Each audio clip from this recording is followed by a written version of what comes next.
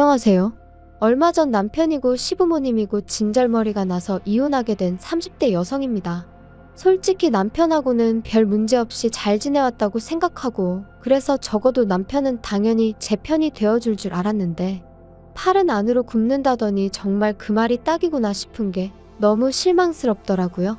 그리고 막말로 남편 하나 보고 한 결혼이었는데, 남편이 이렇게 나오면 더 이상 같이 사는 게 무슨 의미가 있나 싶대요. 그래서 남편한테 그렇게 네 식구만 중요하면 네 식구랑 살으라고, 나 괴롭히지 말라 하고 이혼하자 했죠. 남편하고는 좀 이상하게 들릴지도 모르겠지만 소개팅 어플로 알게 된 사이예요. 사실 제가 워낙 숫기도 없고 낯을 많이 가리다 보니 연애하기가 쉽지가 않더라고요. 아니, 좀 더 정확히 표현하자면 좀 가까워지면 안 그런데 유난히 첫 만남이 어려운 타입이라고 해야 할까요? 게다가 제가 또 여중여고 여대를 나와서는 회사마저 압도적으로 여직원이 많은 곳에 다니고 있다 보니 한마디로 남자 만나기가 하늘의 별 따기였죠. 그래서 하루는 아는 언니랑 퇴근길에 맥주 한잔 하면서 반쯤 농담으로 신세 한탄하듯 이런 이야기를 했더니 언니가 자기는 남자친구를 소개팅 어플로 만났다더라고요. 깜짝 놀랐죠. 그래서 언니는 운이 좋았던 거라고, 그러다 괜히 이상한 사람한테 잘못 걸리면 어쩌려고 그랬냐니까. 그게 아무나 가입할 수 있는 건 아니고 학력, 직장, 그리고 자기소개서 같은 별의별 자료를 다 내야 된다는 거예요. 그러면서 오히려 지인들 통해서 하는 소개팅보다 부담도 없고 좋다며 저더러 한번 가입해보라고 혹시 누가 아냐 그러는데, 앞에서는 어우 됐어요 했지만 솔직히 좀 솔깃하긴 하대요. 그래서 그 만남이 있고 며칠 지나서 반신반의하는 마음으로 핸드폰에 어플을 설치했네요. 가입하고 한 일주일쯤 됐을 때 남편한테 쪽지가 왔어요. 사진이 너무 자기 스타일이라는 고리타분한 인사말과 함께요. 그리고 솔직히 어플 설치하고 나서 그런 비슷한 쪽지를 여러 차례 받았던 터라 그때도 그냥 넘기려고 했는데, 남편 사진을 보니까 웃는 게 사람이 뭔가 인상이 서글서글해 보이는 게 눈길이 가더라고요. 그래서 답장을 했고 쇳불도 당김에 빼랬다고 이튿날 바로 만났죠. 그런데 더 신기했던 건 이미 핸드폰으로 몇 차례 대화를 주고받았어서 그런가 그렇게 어색한 것도 없고 꼭 알고 지내던 사람을 만난 것 마냥 마음이 편한 거예요. 뭐 다 끝난 마당에 이런 이야기가 무슨 소용인가 싶지만 좋았던 시절도 분명 있긴 했어요. 아무튼 이후로 저희는 2년을 사귀었고 사귀는 동안 적어도 저희 두 사람 사이에는 큰 문제가 없었습니다. 하지만 그럼에도 불구하고 때때로 서로 마음이 상하는 경우가 있었는데, 그건 남편의 하나뿐인 여동생 바로 신우 때문이었죠. 일단 저희 신우에 대해서 이야기를 하자면, 저희 남편하고는 10살 차이, 저하고는 8살 차이로 솔직히 제 사촌동생보다도 어리고, 하지만 물론 단지 어리다는 그 사실 자체가 문제가 되는 건 아니에요. 제가 말하기 껄끄러워하는 진짜 이유는 시부모님이나 남편은 신우가 나이에 비해 생각이 깊고 행동도 조심스럽다 했지만 제가 보기엔 솔직히 여우가 따로 없었거든요. 제가 앞서 말씀드렸다시피 여중여고 여대의 여자가 많은 회사를 다닌다고 했잖아요. 그래서 자랑이 아니라 딱 보인단 말이죠. 하지만 제가 그렇다고 그런 신우를 미워했냐 하면 절대 아닙니다. 오히려 남편 동생이니까 선을 좀 넘어도 말을 좀 막 해도 못 본 척 못 들은 척 눈 감아주기가 일쑤였지요. 하지만 그런 일이 반복되니까 나중엔 할 소리 못할 소리 아예 분간을 못하더라고요. 심지어 한 번은 시부모님도 계신 자리에서 제 미간을 들먹이며 언니 어렸을 때 혹시 어디 아팠냐? 왜 지능이 좀 부족한 사람들이 미간이 넓지 않냐는 들어보도 못한 헛소리를 짓거린 적도 있어요. 그리고 그렇게 신우가 선을 넘으면 어머님 아버님이라도 한 소리 따끔하게 하셨어야 하잖아요. 그런데 오히려 두 분이 막 웃으시더니 우리 딸은 눈썰미도 좋다며 저한테 너 혹시 정말 그런 거 아니지? 저번에 사과도 못 깎던데 설마 그래서 그런 거 아니냐 하시는데, 정말이지 결혼 전에 신우하고 확실히 선을 그어놓는 건데 하고 얼마나 후회했는지 몰라요. 그래서 신우더러 말이라고 함부로 하는 거 아니라고, 내가 아가씨 학벌 가지고 놀리면 기분 좋겠냐 했거든요. 그랬더니 또 어머님 아버님이 저더러 너는 웃자고 한 소리에 왜 죽자고 달려드냐는데, 정말 이놈의 집구석 답도 없다 싶더라니까요. 하지만 그런 이유로 제가 남편이랑 이혼을 결심한 건 아닙니다. 결혼한 지 반년쯤 되던 때, 그러니까 여전히 남편이랑 저는 그래도 신혼 분위기를 내던 시기였는데요. 난데없이 신우가 다니던 회사를 때려치고는 서울에서 모델 일을 하고 싶다며 독립을 한다는 거예요. 참고로 저희 신우가 모델을 할 만큼 키가 크다거나 어디가 특출나냐 하면 그런 건 아니었는데, 제가 그 분야는 잘 모르다 보니 이러쿵저러쿵 하기도 뭐하고 그래서 그냥 그러냐 하고 말았죠. 그런데 어이가 없는 게 그 독립이라는 게 저희 집에서 저희랑 같이 산다는 뜻이었어요. 어머님이 연락을 해오셔서는 신우가 서울에 살겠다고 하는데 여자 혼자 살게 할 순 없으니 저희더러 데리고 있으라셨거든요. 저는 고민하고 말고 할 것 없이 안 된다고 했어요. 신우는 둘째치고 그냥 신우라는 사람을 제가 감당해낼 자신이 없다면서요. 하지만 어머님은 막무가내셨습니다.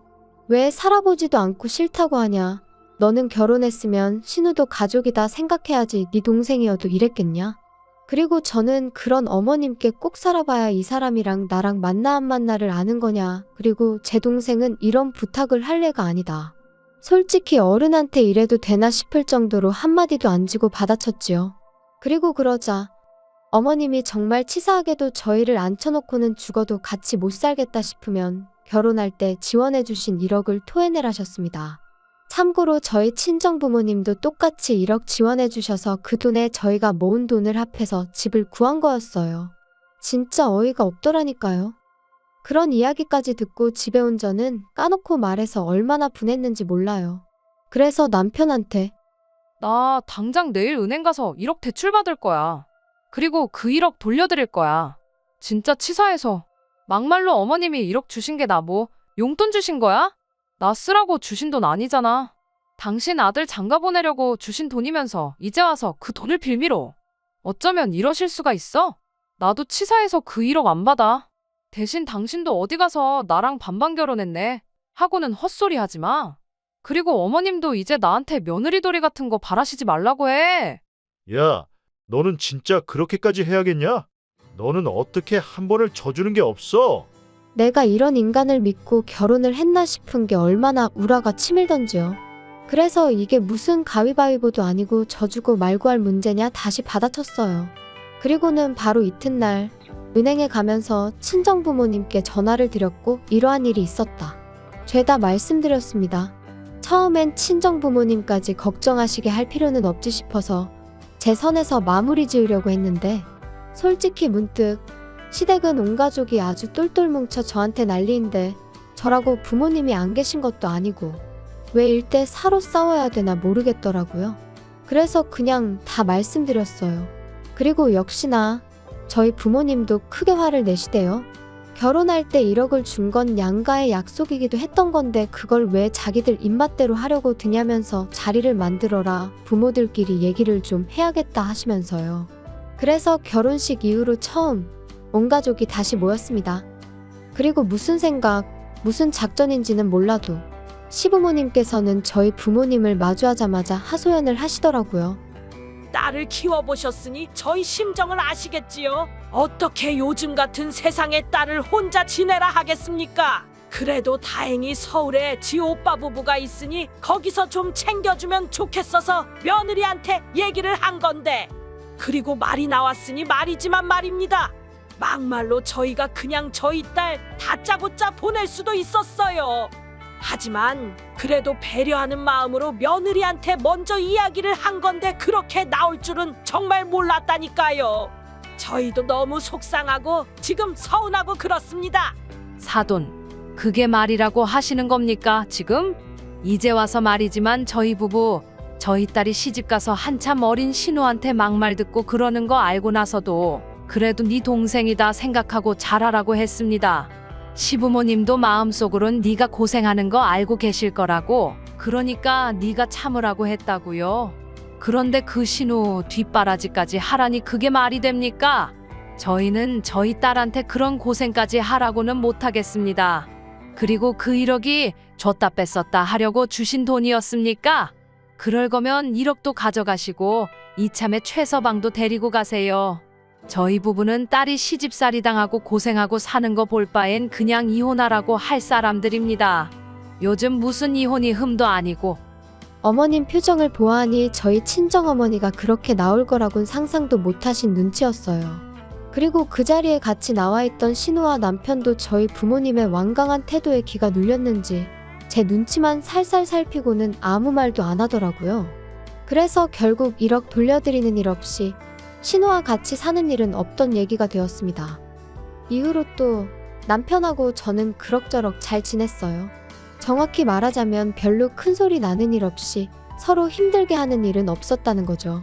그리고 합가는 무산되었지만 그래도 신우의 독립이 어째서인지 신경이 좀 쓰이더라고요. 그래서 누가 시킨 건 아니었지만 치안이 좋다는 여성 전용 자취방부터 시작해서 신우가 안전하게 지낼 만한 곳들을 알아보고 어머님께 싹 다 정리해서 알려드렸어요.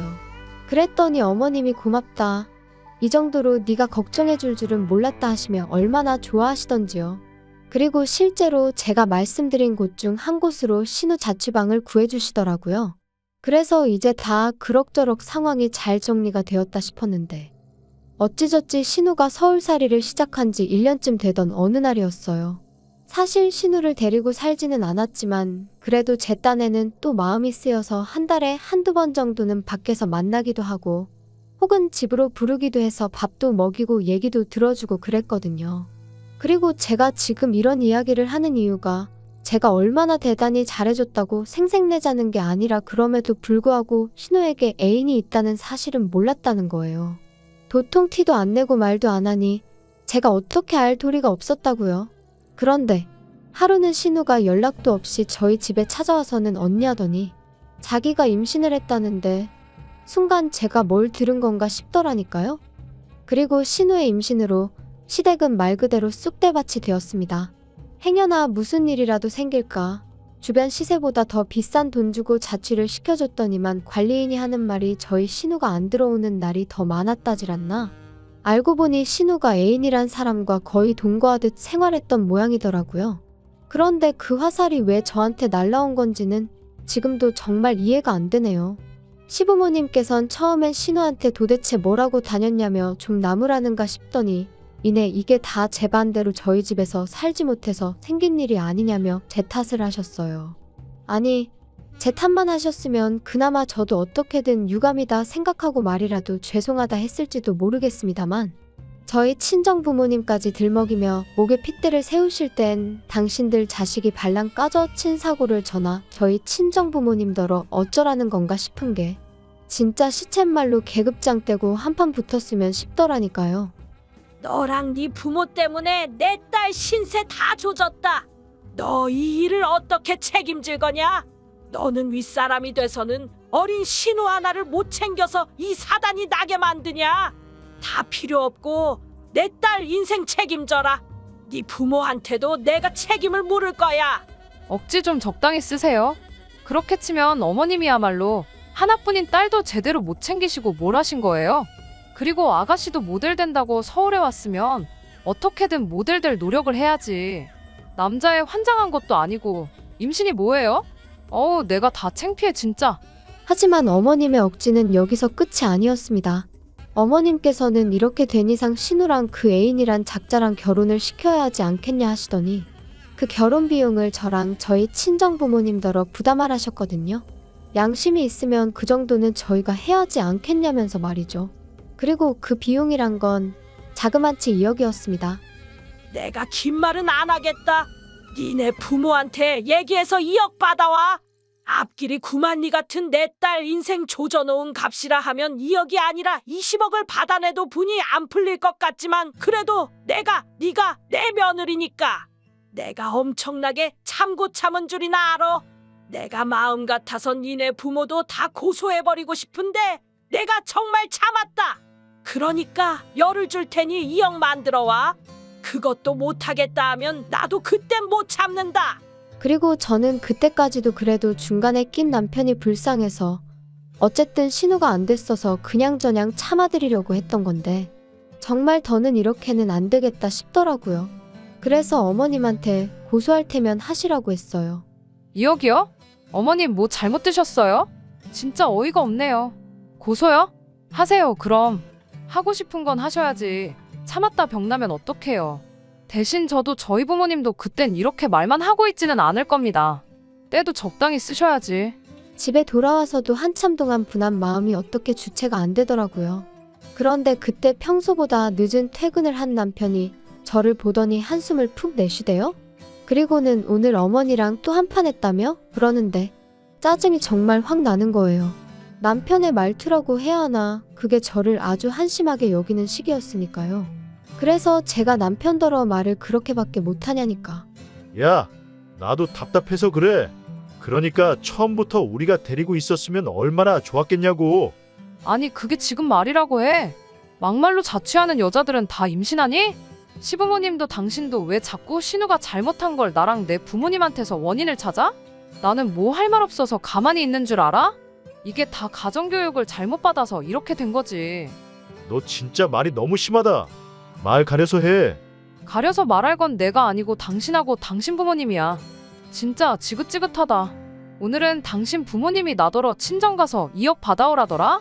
신우 인생 조져놨으니까 위로금으로 받아야겠대. 어머님 머리가 어떻게 되신 거 아냐? 야, 너 내가 말 조심하랬지. 그리고 솔직히 2억이 없어서 그런 거면 차라리 우리 부모님한테 가서 무릎 꿇고 죄송하다고 빌어. 빌면 봐주실지도 모르지. 네 부모님도 그래. 그렇게 뻔뻔하게 모르쇠로 나오실 게 아니고 우리 부모님한테 미안하다 숙이고 들어오셔야지. 막말로 그렇게 버티고 계시면 너랑 나도 못 살지 않겠냐? 너 말 잘했어. 나 너랑 정말 못 살겠거든. 고소고 나발이고 니네 하고 싶은 거 다 해봐. 그리고 너랑 나도 이쯤에서 갈라서자. 제발. 남편하고는 또다시 할 말 못할 말 해가며 정말 서로 때리지만 않았지 이웃이 경찰까지 불렀을 만큼 크게 다투고 말았습니다. 그리고는 서로 정말 지긋지긋해져서 일주일 만에 바로 이혼 서류 접수하고 한 달 동안 남편은 자기 본가에, 저는 제 친정에서 지냈죠. 아쉬움이라곤 눈꽃만큼도 없었고 오히려 더는 숨소리도 견딜 수 없을 정도로 꼴보기도 싫었거든요. 그리고 제가 친정에 있는 동안 시부모님한테 몇 번이나 연락이 왔는데 댁 아들하고 이혼하기로 했으니 저한테 이러지 마시라고. 자꾸 이러시면 경찰에 스토커로 신고하겠다 하니까 나중엔 좀 잠잠해지대요. 그리고 결혼할 때나 이혼할 때나 집값은 별 차이도 없었기에 그냥 팔아서 남편이 들고 온 돈 그대로 줘버렸어요. 대신 같이 결혼 생활하는 동안 월급 관리는 제가 했는데 그걸 가지고 적금이 어쩌고저쩌고 하는 걸. 니 처먹고 사는데 다 써서 없다고 악다구니 한 번 써주니 찍소리도 안 하더라고요. 그리고 어떻게 보면 제가 모처럼 남편이란 작자를 다시 떠올리고 이렇게 사연까지 쓰게 된 계기이기도 한데 발 없는 말이 천리 간다더니 우연히 신우 소식이 제 귀에 들려왔습니다. 일단 신우는 그 애인과는 결혼을 못했는데 애인이란 사람 부모가 요새는 출산 전에도 친자 검사를 할 수 있다더라며 신우한테 그걸 하자고 했던 모양이에요. 그리고 신우는 그게 자기에 대한 모욕이었더니 해가며 못한다고 버티다가 해서 친자 관계가 맞으면 뭐 위자료를 청구하겠네 그랬다는데 이 대목에서 그놈의 집구석 위로금인지 위자료인지 남한테 돈 받아낼 궁리만 하고 사나 싶더라니까요. 아무튼 그래서 친자 검사를 했는데 아니었던 거죠. 그리고 더 웃긴 건 알고 보니 신우의 남자 관계가 워낙 화려해서 누구 한 사람을 특정해낼 수가 없었던 모양이에요. 몇몇은 스쳐가는 인연만도 못한 만남이었다 하니 말 다 한 거 아니겠어요? 정말이지 아무리 자기 멋대로 사는 시대라지만 어쩜 그렇게 무책임하게 살았나 싶더라니까요. 사실 남의 불행을 듣고 좋아하면 안 되는 건데 그 소식 전해 듣고 나니까 기도 안 차고 한편으론 꼬숩다는 생각도 들대요. 그러니까 심보를 곱게 써야지. 그리고 지금도 보나마나 저와 저희 부모님 탓이나 하고 있을 게 뻔해서 불쌍한 생각도 안 들거든요. 아무튼 뭐 이제 남편도 본가로 돌아갔겠다. 시부모님이고 남편이고 온 가족이 들러붙어 신우 뒤치다거리나 해주면 딱 되겠네요. 혹시나 이 사연을 듣게 된다면 축하한다고 꼭 말해주고 싶어요. 축하해, 한번 잘 살아봐. 긴 이야기 들어주셔서 감사합니다. 오늘의 사연은 여기까지입니다. 구독과 좋아요, 알람 설정해주시면 앞으로 더 좋은 사연으로 찾아오겠습니다. 감사합니다. 안녕하세요. 매일 새로운 사연을 전하는 읽어주는 사연 라디오입니다. 구독과 좋아요, 많은 공유 부탁드립니다. 오늘의 사연 시작하겠습니다. 안녕하세요. 5월에 신부를 꿈꾸던 33세 평범한 여성입니다. 여자라면 다들 자기 결혼식에 대한 나름의 환상이란 게 있지 않나요? 저도 그랬어요. 제가 그렇다고 무슨 백마탄 왕자님을 기다리고 그런 것은 아니지만 그래도 언젠가 결혼을 한다면 꼭 야외에서 저를 아껴주는 가족들과 친구들을 초대해 잊지 못할 하루를 만들고 싶었죠. 그리고 이후로는 저를 닮은 딸과 남편을 닮은 아들을 하나씩 낳고 싶었고요. 여유가 된다면 아이들 정서를 위해 강아지나 고양이도 드려야겠다 나름대로 구체적인 계획도 있었답니다. 하지만 막상 결혼 이야기가 오가기 시작하니까 그런 것들보다는 현실적인 이야기를 더 많이 주고받게 되더니 결말이 썩 좋지가 않네요. 워낙 어이없고 황당하게 파혼을 했다 보니 남자친구라고 부르기도 싫지만 그래도 일단은 이야기를 해야 하니까 편의상 남자친구라고 할게요. 남자친구하고는 친구의 소개로 만났습니다. 친구도 제 결혼 상대라고 해준 건 아니고 남자친구가 먼저 제 친구한테 여자 좀 소개시켜달라고 어지간히 닥달을 했던 모양이더라고요. 그런데 제 친구 주변에 연애를 안 하고 있던 사람은 저 하나였다 보니 저더러 자기 좀 살려달라며 소개팅 한 번만 나가달라 한 거죠. 참고로 제 친구랑 남자친구는 지인관계이기도 했지만 일적으로도 얽혀 있었고 남자친구 쪽이 갑, 제 친구 쪽이 을인 상황이었어요. 그래서 친구가 확실히 거절을 하지 못했던 모양이에요. 아무튼 죽은 사람 소원도 들어준다는데 산 사람 소원 못 들어주겠냐 하는 마음으로 알겠다 했습니다. 하지만 친구의 설명과 달리 약속 장소에서 만난 남자친구는 그렇게 이상한 사람은 아니었어요. 아마 첫 만남이라 긴장이라도 했던 건지 말수도 많지 않았고요. 그리고 저도 크게 잘해보고 싶은 마음이 있어서 나간 자리가 아니었다 보니 그런 남자친구를 상대로 딱히 먼저 말을 꺼낸다던가 그런 건 안 했습니다. 솔직히 말해서 뜨문뜨문 대화만 이어졌을 뿐 크게 좋을 것도 나쁠 것도 없는 만남이었네요. 그런데 어째서인지 남자친구 쪽에서 애프터 신청을 해왔고 이번에도 친구가 한 번만 더 만나달라고 저한테 부탁을 하는 거예요. 그래서 한 번만 더 만나보기로 하고 나갔는데 그때는 남자친구 쪽에서 처음과 달리 이런저런 준비를 해왔더라고요. 이야기할 거리를 생각하고 나왔다는 게 티가 날 정도로 말이에요. 덕분에 시간 가는 줄 모르고 계속해서 대화가 이어졌죠.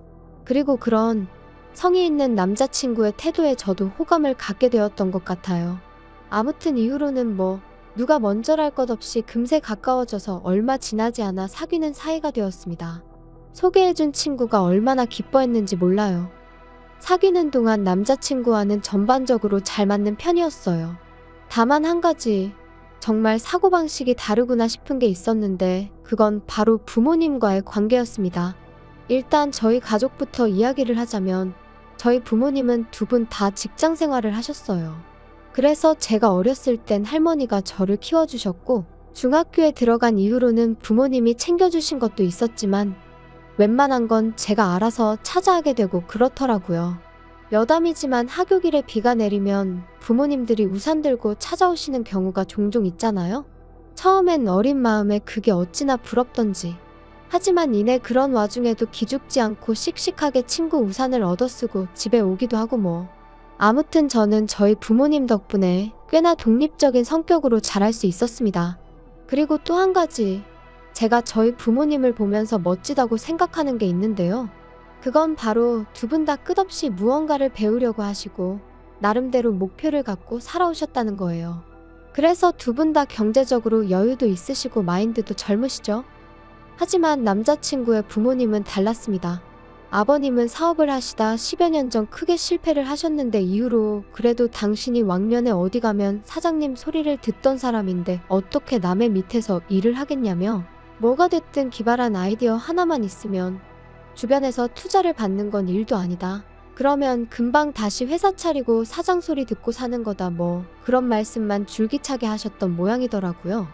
그리고 그러다 보니 어머님께선 진작에 생활전선에 뛰어드셔야 했는데 어머님이 그전까지는 전업주부로만 사시다 보니 어디 회사를 들어가는 건 엄두도 못 내셨고 그래서 결국 공장에 다니기 시작하셨다네요. 주말에는 마트에서 시식 아르바이트를 하셨고요. 그러다 2년 전부터는 요양보호사로 하루에 매일같이 새집에 들리신다 했는데 솔직히 듣는 내내 마음이 참으로 안 좋았어요. 미래의 제 시부모님이 되실 분들이라 생각하니까 안타깝고 속상하고 그런 것도 있었지만 답답하고 걱정스러웠거든요. 하지만 이런 배경을 알면서도 결혼을 결심한 건 일단 남자친구 자체는 나쁜 조건이 아니었어요.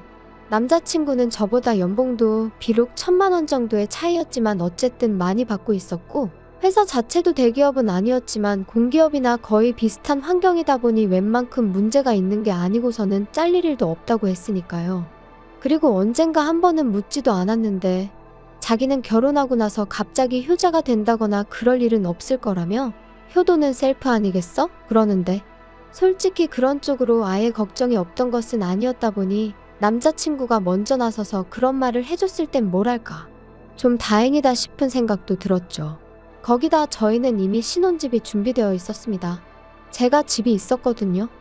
아파트를 사게 된 계기는 단순했어요.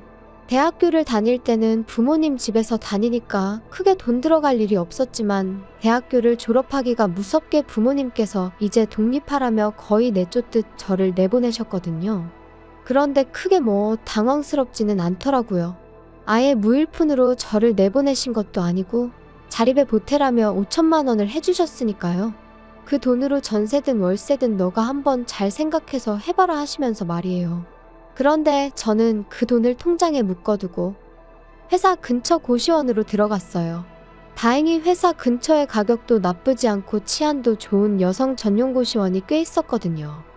하지만 그렇게 5년쯤 지났을 무렵 더는 고시원살이를 못하겠더라고요. 언젠가부터 업무가 많아지니까 퇴근해서는 좀 편하게 쉬고 싶은데 고시원이라는 곳이 워낙에 좁잖아요.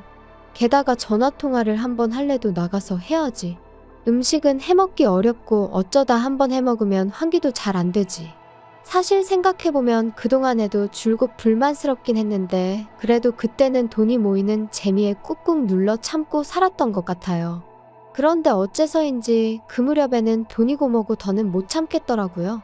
한마디로 다 먹고 살자고 하는 짓인데 내가 왜 이렇게 스스로를 괴롭게 하나 싶기도 하고. 그래서 그때부터 회사 근처 부동산을 하루가 멀다 하고 돌아다녔습니다. 한 푼이라도 아껴서 사보려고 발품 팔고 집에서는 핸드폰으로 눈품 손품 팔고 그리고 그렇게 3개월 만에 아파트를 계약했어요. 제 돈 1억 5천에 부모님이 한 번 더 5천만 원을 보태주셔서 총 2억 거기다 대출 2억을 받아서 4억짜리 아파트였죠. 제 명의로 된 집이 생기니 얼마나 기분이 좋던지. 사람들이 흔히 보고만 있어도 배가 부르다 뭐 그런 말을 하잖아요. 제 기분이 딱 그랬거든요. 집을 사고 나니까 옷이니 가방이니 그런 건 크게 갖고 싶은 생각이 안 들더라고요. 그래서 또 열심히 돈을 모아 5년 만에 대출의 절반을 딱 갚았어요. 그리고 정확히 한 달 후에 남자친구가 저한테 프로포즈를 해왔네요. 솔직히 프로포즈를 받고도 별 걱정은 없었습니다. 저는 집이 있으니까 그리고 이미 그땐 제가 남자친구의 환경에 대해서 다 알고 있었거든요. 그러니 제 집에서 신혼살림을 차리고 남자친구한테 혼수로 필요한 가전가구만 몇 개 해오라고 하면 되겠다고 정말 간단하게 생각했어요. 그런데 작년 초겨울 남자친구가 생각지도 못한 이야기를 하더라고요. 자기가 제 대출을 갚아주겠다고요. 제가 남자친구한테 모아놓은 돈으로 내 아파트 대출을 갚겠다는 거냐고 그러면 가전가구는 무슨 돈으로 바꾸지 하고 물었어요. 물론 할부로 살 수도 있겠지만 저는 당연히 대출은 앞으로 살면서 같이 갚는 거라고 생각했기에 남자친구가 모아놓은 돈으로는 가전가구를 해왔으면 했으니까요. 그리고 한편으론 모아놓은 돈이 1억이나 있는 건가 싶기도 했던 게 계속 남자친구 본인 입으로 월급으로 부모님 챙겨드리고 자기 용돈 좀 하고 그러면 남는 것도 없다며 죽는 소리를 어지간히도 해댔었거든요. 저도 그래서 꼬치꼬치 물어본 적은 없었지만 남자친구가 부모님한테 돈을 많이 드리나 보다고 어림짐작은 하고 있었고 그렇기에 1억씩이나 모아뒀을 거란 생각은 못했었네요. 그런데 남자친구가 이어하는 말이 진짜 가관이었습니다. 자기가 제 남은 대출을 갚아줄 테니 대신 아파트를 공동명의로 해달라나요? 제가 황당해서 지금 내 아파트가 10억 가까이 가는데 남은 1억 갚아주고 공동명의를 해달라는 건 좀 욕심 아니냐 하며 웃었어요. 솔직히 농담인지 진담인지 순간 내가 너무 예민하게 반응하는 건가 싶고 잠깐이지만 별 생각이 다 들더라니까요. 그런데 남자친구의 표정을 보니 농담이 아니었습니다. 결혼하면 네 거 내 거가 어딨어? 막말로 자기 나랑 결혼하고 살다가 그 아파트 팔아서 10억 받으면 자기 혼자 다 쓸 거야? 아니, 내가 혼자 다 쓰진 않겠지만 그래도 그거랑 공동명의는 아예 얘기가 다른 거지. 그게 왜 달라? 아, 난 빚이니 대출이니 이런 거 정말 싫더라. 그냥 빨리 갚자. 돈이 없는 것도 아니고 내가 갚아준다니까? 갚을 건 빨리 갚고 하루빨리 안정적인 가정을 꾸리고 싶어. 그래, 나도 대출 빨리 갚는 건 좋은데 아무리 생각해봐도 공동명의는 아니야. 그럼 뭐 내 돈 1억만 가져가겠다는 거야? 그리고 이후로도 계속해서 같은 이야기만 몇 번을 주고받았고 정신적으로 너무 지치더라고요. 그래서 제가 그런 말 할 거면 결혼 이야기 자체를 없던 걸로 하자고 했습니다. 이렇게 시작부터 이런 걸로 서로 열내고 마음 상하게 하는 거 싫다고요.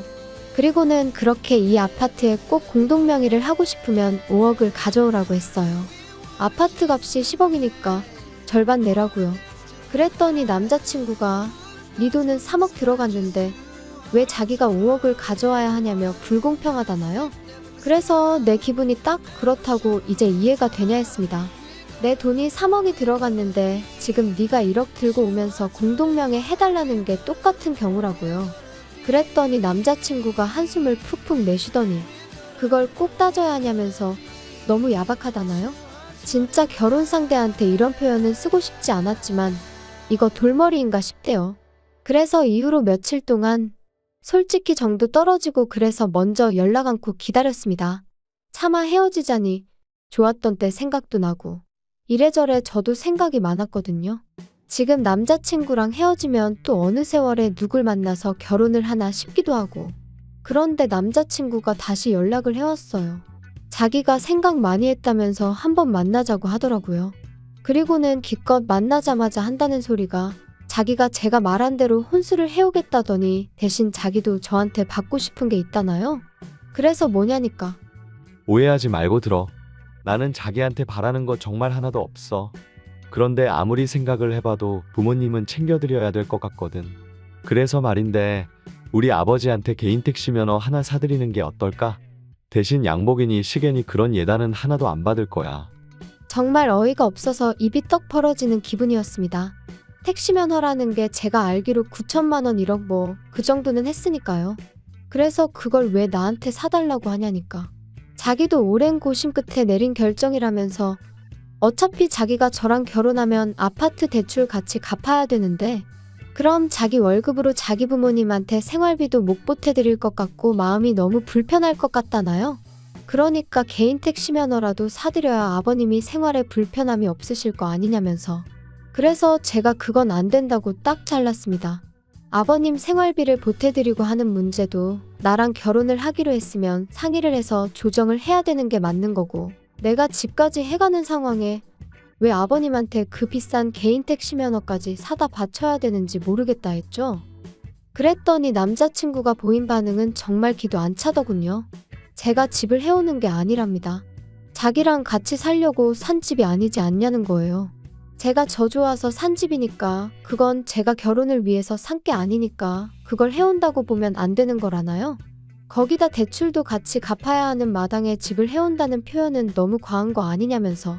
어차피 제가 자기랑 결혼을 안 해도 그 대출은 저 혼자 갚았어야 되는 건데 그나마 자기가 마음을 넓게 써서 같이 갚아주기로 한 거고 그러면 저도 성의 표시는 해야 하지 않냐? 정말이지. 제가 지금 엄청나게 축약하고 순화해서 적고 있는 거지. 실제로는 더 무식하고 억지스러운 말을 골라 했답니다. 그래서 그래 맞다. 나 혼자 살아도 대출은 어차피 갚아야 하는 거다. 하지만 그렇게 치면 너도 나랑 결혼하든 어디서 살든 월세는 내고 살아야 되지 않냐? 그러니까 월세 나갈 돈으로 우리가 같이 사는 집 대출을 갚는 거라고 생각하면 되는 거 아니냐 했어요. 그랬더니 또다시 그럴 거면 공동명의를 해주던가 하고 궁시렁거리는데 아, 내가 잘못 걸려도 단단히 잘못 걸렸구나 싶은 거죠. 그래서 제가 남자친구더러 우리 이러는 거 정말 좀스럽고 없어 보인다 그랬어요. 그리고 나는 절대로 택시 면허니 뭐니 그런 거 못 해드리니까 그게 용납이 안 되면 이쯤에서 헤어지자 했습니다. 그랬더니 남자친구가 저더러 너는 공동명의도 못 해준다. 예단으로 다른 거 다 생략하고 그 택시 면허 하나만 해오라는데 그것도 싫다? 도대체 나랑 결혼은 왜 하려고 그러냐? 그러는 거예요. 그리고 이때는 저도 마음도 너무 상했고 이렇게까지 결혼을 해야 하나 싶은 게 말 그대로 속이 쓰리더라고요. 그래서 나도 내가 너랑 왜 결혼하려고 한 건지 모르겠다 해버렸어요. 그랬더니 남자친구가 결혼하면서 손해는 하나도 안 보려고 하는 제가 너무 어이없다는데 누가 할 소리를 하나 싶대요? 그래서 남자친구한테 너야말로 어떻게든 나한테서 뭐라도 뜯어내려는 심산이 눈에 훤히 보여서 황당하고 어이없다 했습니다. 어떻게든 남겨먹을 궁리만 하는 것 같은데 내가 호구로 보이냐고요. 그랬더니 저더러 자기 인격을 모독했다며 사과하라고 개거품을 무는데 어찌나 어이가 없던지 생각할수록 분하고 우라가 치밀대요. 결혼을 한 것도 아닌데 벌써부터 돈으로 남자친구랑 말 같지도 않은 대화를 주고받아야 한다는 게 너무 피곤하기도 했죠. 솔직히 제가 정말 대단한 조건의 신부감은 아니었어도 그렇다고 싫은 소리 들어가며 결혼을 해야 할 만큼 못났다고 생각해 본 적도 없었거든요. 그래서 남자친구한테 아무래도 우리는 아닌 것 같다고 헤어지자 했습니다. 너랑 나랑 왜 이렇게 목에 핏대 세워가며 싸워야 되는지도 모르겠고 여러 가지로 안 맞는 것 같으니 이쯤에서 그만하자 했네요. 그랬더니 남자친구가 어쩌면 그렇게 바로 또 태도를 달리하던지 야, 원래 결혼 준비 시작하면 여러 가지로 부딪힌다는 얘기 못 들어봤어? 생각 좀 해봐. 앞으로 우리 인생에 얼마나 많은 고난과 역경이 있겠어. 그런 거에 비하면 이런 다툼은 아무것도 아니라니까? 너는 정말이지 인내심이 없어도 너무 없어. 아무튼 너는 괜히 예민하게 굴지 말고 나만 믿고 따라와. 내가 하자는 대로만 하면 다 괜찮아진다니까? 어이가 없어서 내가 너 뭘 보고 따라가냐 했어요. 그리고는 너는 그냥 네가 할 길이나 가라 했습니다. 그랬더니 기껏 한다는 소리가 저더러 삐졌냐면서 어떻게 해야 마음이 풀리겠냐대요. 자기는 저 아니면 아무하고도 결혼 안 할 거라면서 말이에요. 그래서 너도 10억 가지고 오라고 했어요. 너도 10억 들고 오면 내가 너랑 결혼해주겠다고요. 그리고 결국 저희는 파혼을 했습니다. 남자친구는 끝까지 저더러 이기적이고 못됐다 했고 저는 그런 남자친구한테 나야말로 너 같은 돌대가리랑은 상종을 못하겠다 했거든요. 그런데 저와 남자친구를 소개시켜 주었던 친구가 제 파혼 소식을 듣고는 저더러 왜 그랬냐면서 저를 좀 원망하듯 말하는 거예요. 자기 입장은 신경도 안 쓰였냐면서 말이에요. 어이가 없어서 결혼은 내 일생일대의 중요한 일인데 내가 너 입장까지 생각해가면서 결정을 내렸어야 하냐고 저도 화를 냈어요. 그랬더니 어차피 살다 보면 다 그놈이라면서 저더러 넌 너무 유난스럽다고 자기가 이런 말까지 안 하려고 했는데 모르긴 몰라도 남자친구도 제 그런 성격에 질렸을 거라대요.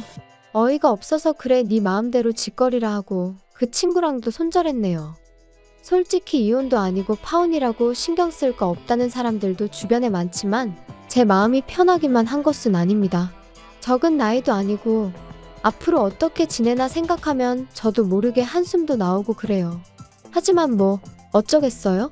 사람 사는 게 다 생각대로 되는 것도 아니고 아무튼 당분간은 남자고 연애고 결혼이고 다 모르겠고 그저 하루하루 건강하고 즐겁게 살아가는데 초점을 맞춰볼까 합니다. 언제 어디선가 제 진가를 알아봐주는 사람이 나타나주길 바라면서 말이에요. 날이 조금씩 다시 따뜻해지고 있지만 그래도 감기 조심하시고 즐거운 하루 보내시길 바랍니다. 긴 이야기 들어주셔서 감사합니다. 오늘의 사연은 여기까지입니다. 구독과 좋아요, 알람 설정해주시면 앞으로 더 좋은 사연으로 찾아오겠습니다. 감사합니다. 안녕하세요. 매일 새로운 사연을 전하는 읽어주는 사연 라디오입니다. 구독과 좋아요, 많은 공유 부탁드립니다. 오늘의 사연 시작하겠습니다. 안녕하세요. 결혼한 지 3년 만에 이혼녀가 되어버린 30대 여성입니다. 뭐든지 경험해보면 피가 되고 살이 된다지만 제가 살면서 이런 일까지 겪었어야 하나 싶을 정도로 지금도 어안이 벙벙할 뿐이에요. 그리고 이제 와서 이런 말이 다 무슨 소용인가 싶지만 솔직히 처음부터 친정부모님은 사윗감인 전 남편을 탐탁치 않아 하셨거든요. 하지만 그때는 모든 부모들 눈에는 자기 자식이 최고로 보인다잖아요? 그래서 저희 부모님도 그러시는 거라고 크게 신경 쓰진 않았는데 제가 정말로 어리석었네요. 남편하고 처음 만난 건 제가 카페에서 아르바이트를 하던 때였어요. 사실 저는 원래 그래픽 디자이너라는 직업을 가지고 프리랜서로 활동하고 있었는데 제가 하는 일이 뭐랄까 성수기 비수기가 있다고 해야 할까요? 그래서 일이 많은 달에는 정말 눈코 뜰 새 없이 바쁘고 또 일이 없는 달에는 이렇게 한가해도 되나 싶을 정도로 일이 없기도 해요. 그리고 그렇게 시간이 많이 남을 때면 친한 친구가 하는 카페에 가서 말은 아르바이트라고 하지만 일도 도와주고 대신 커피에 대해서 배우기도 하고 그러며 시간을 보냈죠. 참고로 커피를 배워놓는 건 사람 사는 게 어떻게 달라질지 모르잖아요. 그래서 나름대로 제2의 직업 겸 노후 준비 겸 그렇게 겸사겸사 배워놓는 거라 크게 힘들진 않았네요. 아무튼 남편이 제가 너무 자기 스타일이라며 번호를 물어봤는데 솔직히 나이 31에 그런 소리를 들으니까 상황 자체가 웃기기도 하고 재밌더라고요. 그리고 남편도 나이가 꽤나 있어 보여서 저 나이에 여자한테 번호나 물어보고 다니나 싶은 게 황당하기도 했죠. 그런데 나중에 친구가 하는 말이 카페에 종종 오는 손님인데 한 번도 그러는 걸 본 적이 없다며 카페에서 커피 마시면서 책 좀 읽다 가는 게 전부라고 그냥 한번 만나나 보란 식으로 말을 하대요. 그리고 사실 저도 그 무렵엔 연애는 해야겠는데 어디서 만나야 할지 감은 안 와서 그렇다고 어디다 소개팅 좀 해달라고 하자니 부담 주는 것 같아서 껄끄럽고 아무튼 생각이 많았거든요. 그래서 며칠 고민하다 결혼하자는 것도 아닌데 그래 한번 만나나 보자 그렇게 된 거였어요. 그리고 카페 밖에서 만나서 얘기를 좀 해보니까 남편도 나름대로 며칠이나 고민하다가 용기를 내서 제 번호를 물어봤던 거더라고요.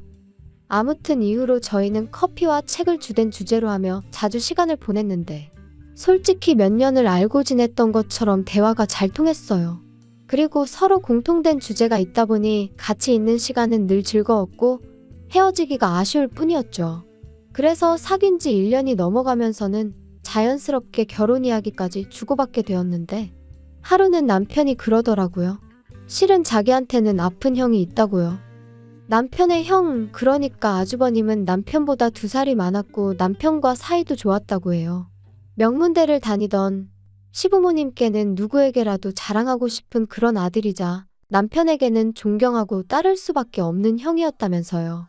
하지만 아주버님 나이 23, 친구들과 떠났던 여행에서 불의의 사고를 당했고 이후로는 침대를 벗어날 수 없는 상황이 되었던 거죠. 아버님 또한 하시던 일마저 그만두시고 아주버님을 돌보게 되셨고요. 참고로 어머님께서는 입버릇처럼 당신은 원래 몸이 약해서 힘든 일은 못한다 하시는 분이세요. 그리고 그건 아픈 아들 앞에서도 예외가 없으셨죠. 게다가 그때도 그렇고 제가 남편과 결혼한 이후까지도 병원에서는 다시 일어나는 건 거의 불가능이라고 이야기를 했지만 시부모님은 희망을 버리지 못하셨어요. 그리고 그런 부모의 믿음을 솔직히 어느 누가 비난할 수 있겠어요? 그저 듣는 내내 안타까울 뿐이었죠.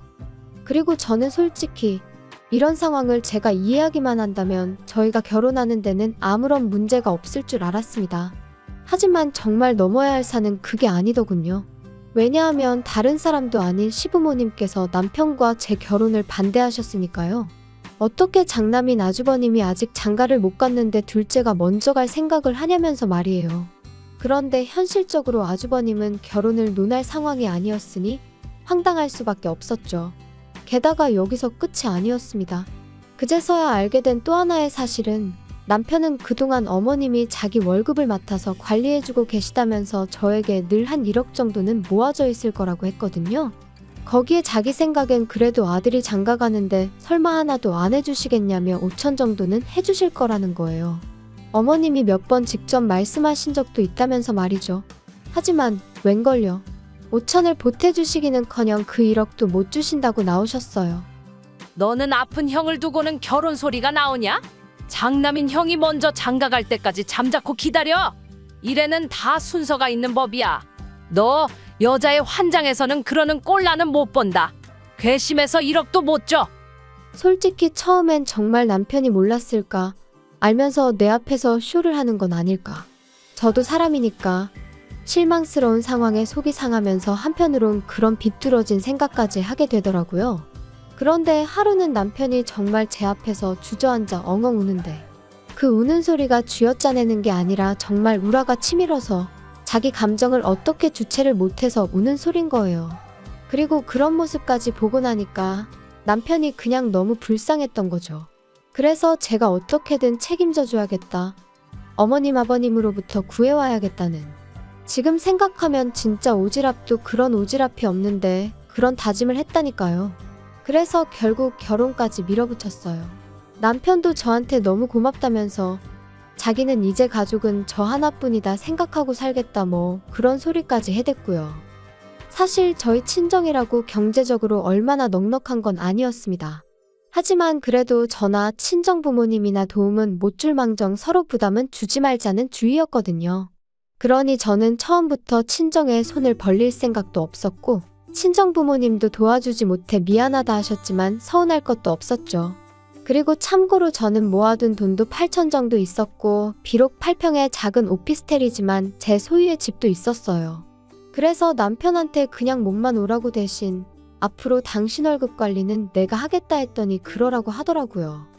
결혼식을 올린 이후로 솔직히 시댁과 금전적인 거래는 아무것도 하지 않고 싶은 마음이 굴뚝 같았는데 남편이 그래도 누워만 계시는 아주버님은 솔직히 자기한테 뭘 잘못한 것도 아니고 그래서 아주버님 병원비라도 얼마 보태드린다는 마음으로 얼마는 보내드렸으면 하는 눈치더라고요.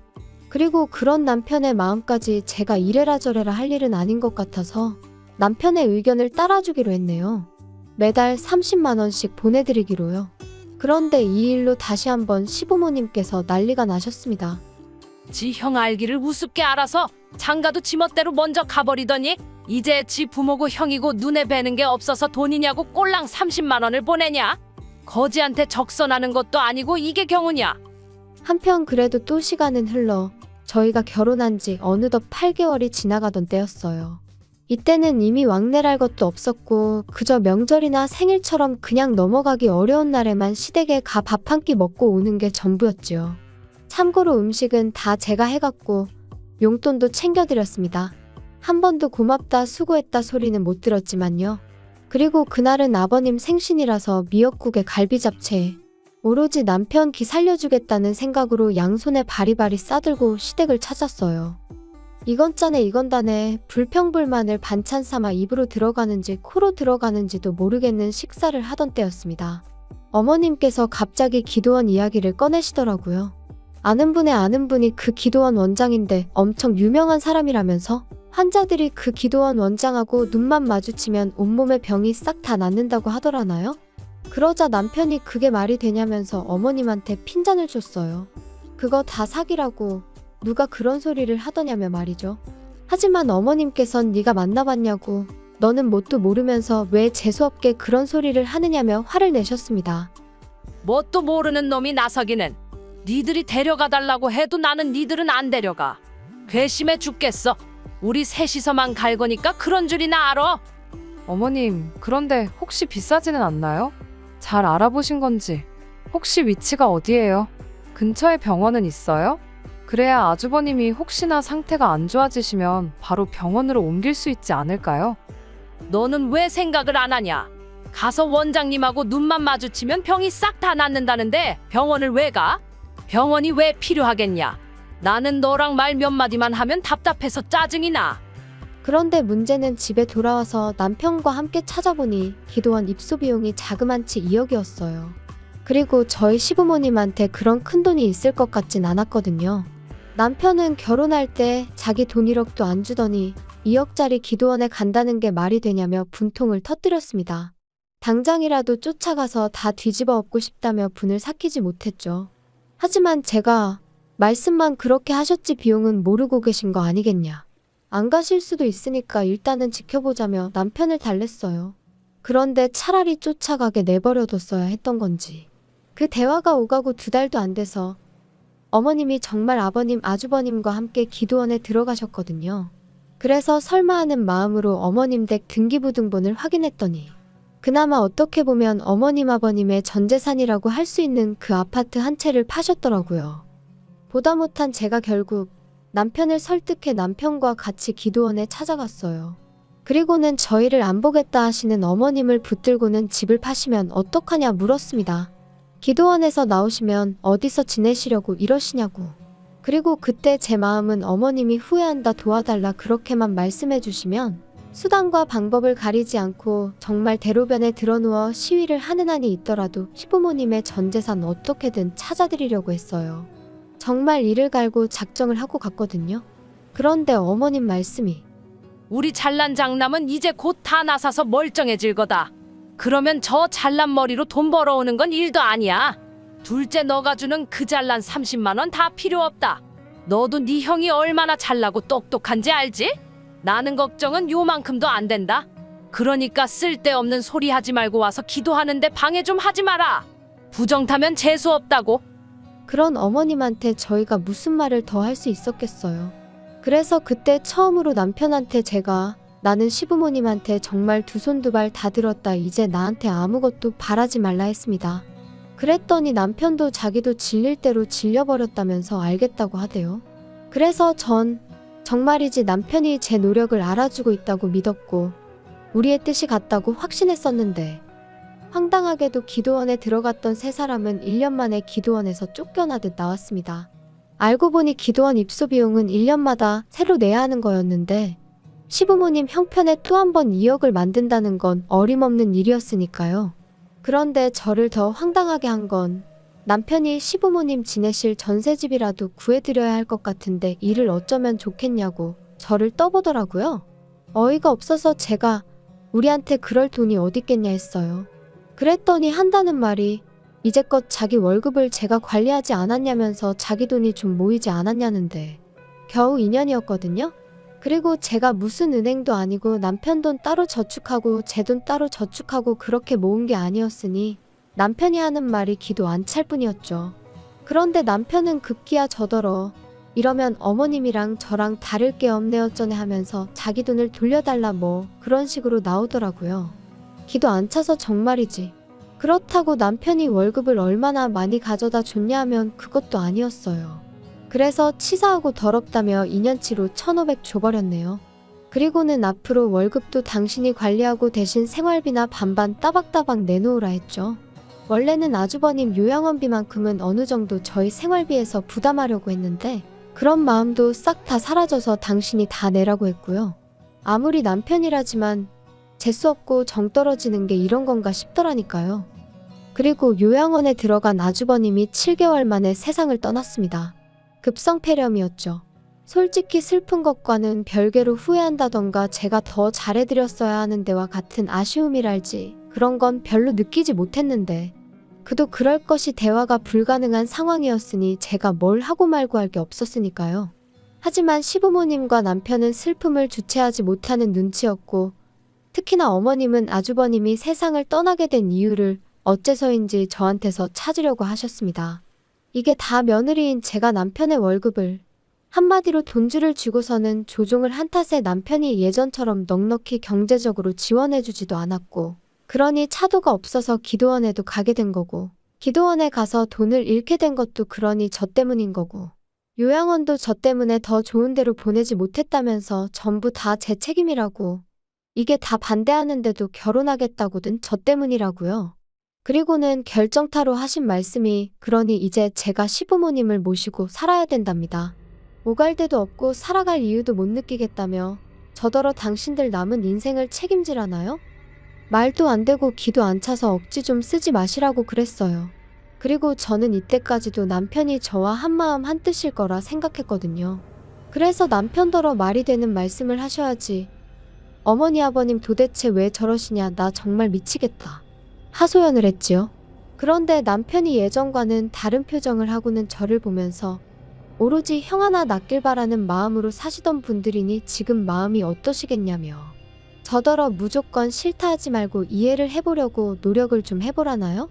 어이도 없고 황당해서 내가 뭘 어떻게 이해하냐 했어요.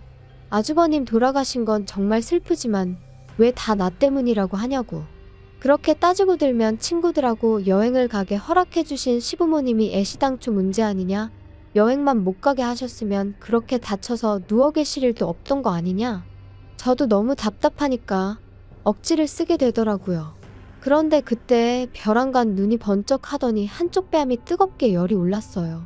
네, 남편이 저를 때렸죠. 어이가 없어서 지금 나 친 거냐니까. 제가 말이 너무 심해서 자기도 모르게 손이 나갔다는데 그 길로 제 핸드폰이랑 차키만 챙겨서 먼저 차 끌고 집에 왔습니다. 그리고 대략 2시간쯤 흘렀을까 남편이 왔어요. 잠깐 열어주지 말까 하다가 이웃들한테 패기치는 것도 아닌 것 같아서 여차하면 경찰을 부르겠다는 마음으로 문을 열었죠. 다행히 남편은 현관에서부터 정말 미안하다며 저한테 싹싹 빌긴 했지만 처음이 어렵지 2번 3번이야 뭐. 그래도 일단은 뭐라고 짓거리는지 드러나보자는 마음으로 남편을 가만히 쳐다봤습니다. 그러자 남편이 자기야, 내가 곰곰이 생각을 해봤거든? 그런데 생각해봐. 이게 자기 일이라면 자긴 어떻게 하겠어? 하나뿐인 처남이 억울하게 다쳐서 10년 가까이 누워만 있다가 세상을 떠났다고. 그리고 장인 장모님이 삶에 대한 의지를 놓으신다면 자기도 힘들지 않겠어? 아마 해주지 못한 것들만 생각나고 미안하지 않겠냐고. 내가 딱 그런 마음이야. 형한테 하나라도 더 해줄걸. 같이 좀 더 시간을 보낼걸. 어이가 없어서 남편을 쳐다봤어요.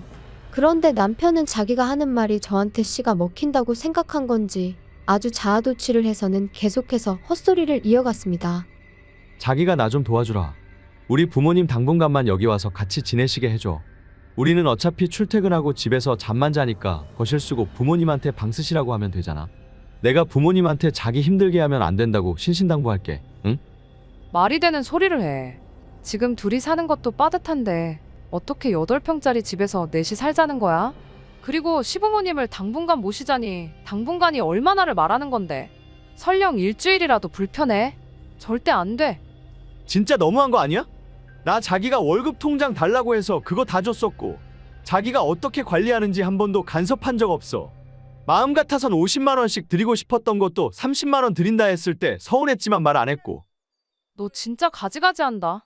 우리 친정부모님은 10만 원씩 드린 거 기억 안 나? 그리고 그나마도 시부모님 전세자금 해드린다고 다 가져갔잖아. 진짜 쓸데없는 소리 한 번만 더 해봐. 나 안 참아. 안 참으면 뭐 어쩔 건데. 됐어. 내가 내일 모시고 올 테니 그냥 그런 줄 알아. 내가 너한테 허락 구하자는 거야? 이 집이 네 거야? 부부가 같이 사는 우리 집이지? 그러니까 네 뜻대로만 하는 건 억지야. 이제 보니 정말 피는 못 속이는구나. 법적으로 내 집이거든? 그러지 말고 그냥 이혼해. 네가 혼자 나가서 시부모님 모시고 살아. 그렇게 모시고 싶어서 뭐 하나라도 더 해드리고 싶어서 지금 사리분별이 안 되나 본데. 나도 지쳤어. 그냥 제발 나가. 이쯤에서 다 그만두자고. 뭐? 지금 이혼이라도 하자는 거야? 그리고 저는 결국 친정아버지와 남동생에게 전화해 집으로 와달라고 했어요. 제가 살면서 아버지나 동생에게 그런 부탁을 한 적은 단 한 번도 없었기에 두 사람 다 바로 거절 않고 오겠다 해주었고요. 그러자 남편도 쫄았는지 저더러 치사한 애 어쩌네 해댔고 저는 그렇게 도망가려는 남편을 붙들고 늘어졌습니다. 친정아버지랑 동생 앞에서 이혼한다 소리를 확실히 들어야겠단 마음이었거든요. 그렇게 한 1시간 정도 실랑이를 했나 친정아버지가 먼저 도착하셨어요. 그리고 얼마 지나지 않아 동생도 모습을 보였죠. 두 사람 다 험악한 표정으로 어떻게 된 거냐 자초지종을 묻길래 남편이 나랑 상의도 없이 시부모님을 모셔오려고 한다. 시부모님은 내가 아주버님을 죽였다는 식으로 몰아가신다. 나 때문에 이 집안에 불행이 닥쳤다는 악담을 해대는데 어떻게 같이 사냐. 게다가 나 뺨도 맞았다. 그리고 제가 맞았다는 소리에 말릴 새도 없이 남동생 주먹이 남편 얼굴에 내리꽂혔습니다. 네가 뭔데 내 누나한테 손을 대냐고요.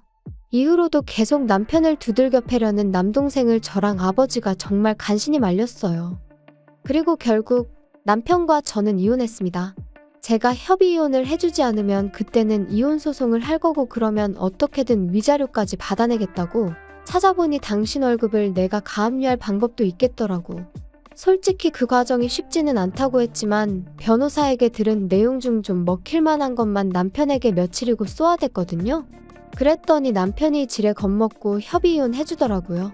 혹시나 숙려기간에 어디서 뭘 듣고 와서 마음을 바꿔먹을까 어찌나 불안하던지 정말 시한폭탄이 따로 없다 싶었죠. 그리고 마침내 완전히 남남이 되었을 때 저는 제 오피스텔을 팔고 지금의 집으로 이사를 했어요. 대출을 좀 받았지만 이제는 오피스텔 아니고 아파트예요. 전 남편의 흔적이 남아있을 법한 건 다 버리고 온 덕분에 새 기분 새 출발한 느낌이 물씬 나고요. 남편 소식이야 어디서 들을 때도 마땅치 않아 잘은 모르지만 어머님이 언젠가 한번 하소연 겸 저한테 욕하시려고 연락을 해오신 적이 있거든요. 그때 언뜻 말씀하시길 저 때문에 셋이서 부대끼며 산다고, 저더러 어쩜 끝까지 그렇게 이기적이냐 욕을 하셨는데, 처음부터 그렇게 복작복작하게 지내고 싶으셨던 거 아닌가요? 저한테 고마워하실 줄 알았는데. 아무튼 이제 남편이 돈 벌어서 시부모님 잘 모시고 살았으면 좋겠습니다. 시부모님도 이제 평생 아들이 벌어다주는 돈 쓰고 사실 생각에 얼마나 행복하시겠어요. 한번 알콩달콩 잘 살아봐. 긴 이야기 들어주셔서 감사합니다. 오늘의 사연은 여기까지입니다. 구독과 좋아요, 알람 설정해주시면 앞으로 더 좋은 사연으로 찾아오겠습니다. 감사합니다.